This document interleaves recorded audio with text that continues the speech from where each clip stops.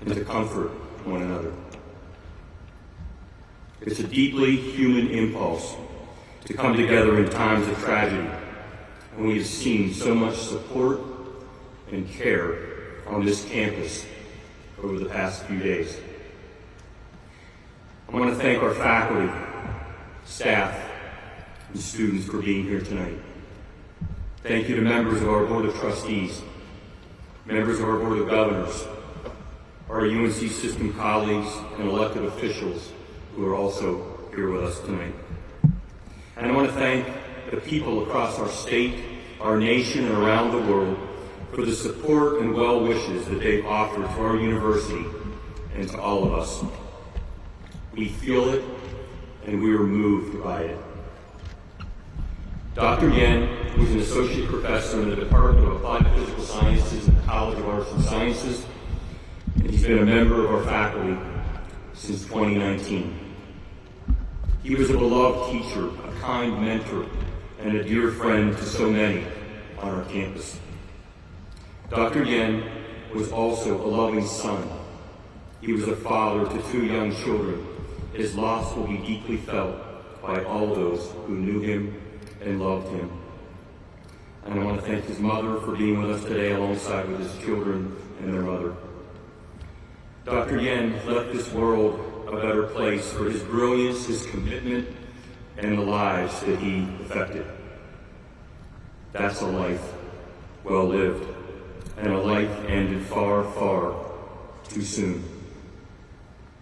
Please join me in a moment of silence to remember our fellow Tar Heel, Dr. Yan.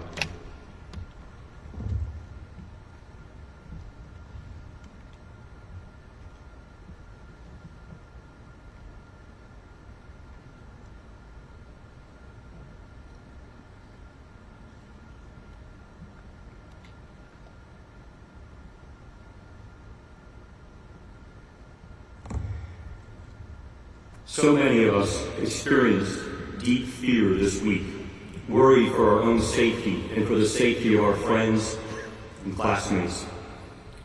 No one should have to live in fear, and I'm so sorry for what our students and colleagues went through on Monday in this beautiful place that we call home. Carolina is a magical place, and that magic comes from the deep trust and comfort that we feel here. A place that belongs not just to us, but to our entire state. That trust is what builds our culture of collaboration, what gives us the freedom to learn and explore and live out our lives to the fullest. But we're not immune from the darkness that too often shatters our world. That doesn't make it any easier to accept, and we should never accept senseless violence anywhere, especially in a place meant for connection and peace. Now comes the challenge. We must find a way to move forward while never forgetting the loss that we have felt this week. But how? How do we move forward when our lives can feel so fragile and out of control? The answer to that question comes from our community. It comes from the countless acts of kindness and bravery that we have witnessed. I've heard many stories. Stories of strangers who found comfort in one another, of classmates who helped one another get to safety, of faculty who acted with bravery and resolve in a moment of fear and uncertainty. Stories of staff who showed amazing compassion and caring for our students, locking down dorms and standing guard at the entrances to our dining halls. Of our police officers and first responders who were on the scene within minutes. Of counselors and therapists pivoting quickly to comfort and console people around the clock. I remain in awe of the courage, empathy, and grace that so many of you have shown to one another. As we work to strengthen and rebuild our community together in the days and weeks to come, I encourage you to continue supporting your fellow Tar Heels. We need each other, and we can't face the challenges of our world alone. I'm so proud of our university, and I'm more convinced than ever that we're defined not by our worst moments, but by the way that we rise to meet them. At the bell tower today, I know many of you were there. I saw a community coming together in their grief, locking arms, hugging one another, and understanding what it means to be part of the Carolina family. We are a family. People grieve in different ways, and I saw how this community respects that and loves one another through that grief. Yes, our sense of security and safety was pierced, but it is together with one another that we can find healing. And so, I urge us to continue to build and strengthen our community together. Now we will hear from the Dean of the College of Arts and Sciences, Dr. Jim White.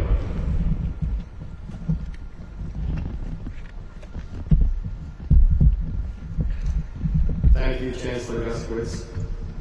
Thank you to everyone for joining us this evening to remember Professor Zijie Yan. I want to express my condolences to Professor Yan's family and to his colleagues in applied physical sciences who worked with him so closely. I know many of you from the department are here this evening. This has been a difficult time for our campus. But one reason the grief and sorrow are so intense is because we also feel so connected to one another. The College of Arts and Sciences is a big place. The university is even bigger. But these cherished connections that we have with colleagues, co-workers, classmates, and friends are what makes it feel small and special. The shooting is horrific wherever it happens, but I find it especially odious that it happened at a university campus.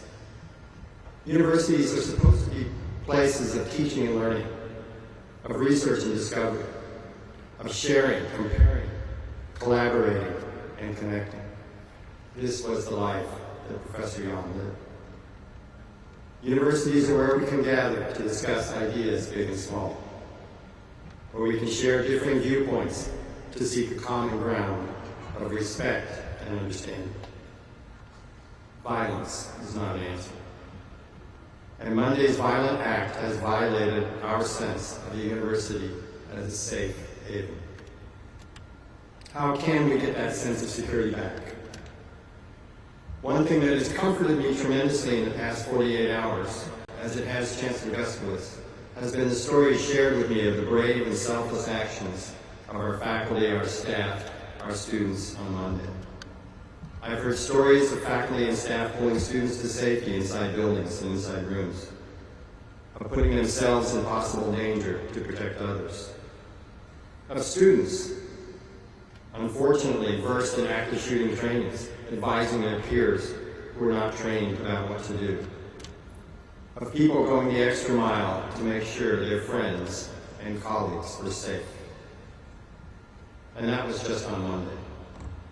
Since then, we've been checking in with one another, sharing counseling resources, working overtime to do what needs to be done. The selflessness and sacrifice I've witnessed have been extraordinary. As individuals, we are all responding to this tragedy differently, but we face it collectively. Right now, for example, I find it profoundly gratifying that so many people have turned out this evening for this vigil. Most of you here did not know Zijie Yan, but you felt the need to honor the life of someone who was part of the Carolina community. You needed to be with others who shared what you went through. You understood that recognizing this moment in this public space would be an important step in the healing process. Monday's tragedy is something we will never forget, and we wouldn't want to, even as we seek to restore some normalcy to our routines in the coming days. You've heard this several times in the past few days, but it bears repeating. I encourage you all, check in with your friends, your colleagues, and yourselves. It's not a one-time thing. Someone who said they felt fine when you asked them Monday evening may be feeling much lower today as the realization of what they've gone through finally kicks in. Or to our instructors, you spent so much time looking after the needs of students that you didn't allow yourselves time to address your own feelings. Please take time for yourselves as well. We all process emotions differently. Some of you will prefer to be alone. Some of you will want to talk or write about what you're feeling. Some of you may be ready to resume your daily schedule because of the familiarity that will be reassuring. Go at whatever pace you need. The Carolina community has your back. This Tar Heel bond, this looking out for one another, this, I believe, is our greatest strength. And it will be our starting place for healing. And now I would like to turn the podium over to Theo Dingemans, Chair of the Applied Physical Sciences, who will share a few words about his college.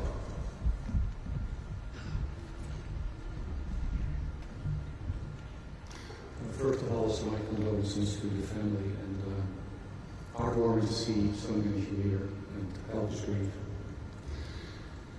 Zijie Yan was a professor at the Department of Applied Physical Sciences. He's a very intelligent colleague.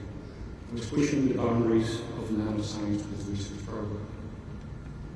There's a lot I can say about Zijie, but what I want you to remember, what I want you to walk away with today, is that Zijie was first of all the father of two wonderful daughters.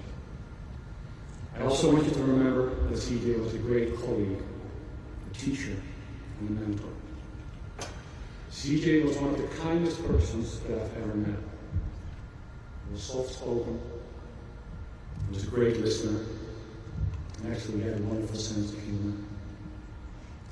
On Monday, August 28th, all of this came to an end. Zijie's family and students have to move on without him, as we do. The APS department has lost a wonderful colleague. There's one thing that I'm 100% sure of. Zijie would have wanted us to move forward. He wanted us to keep educating students at this magical place. He would want us to keep doing research here at Carolina that will change the world. And that is exactly what we're going to do. We will dearly miss him.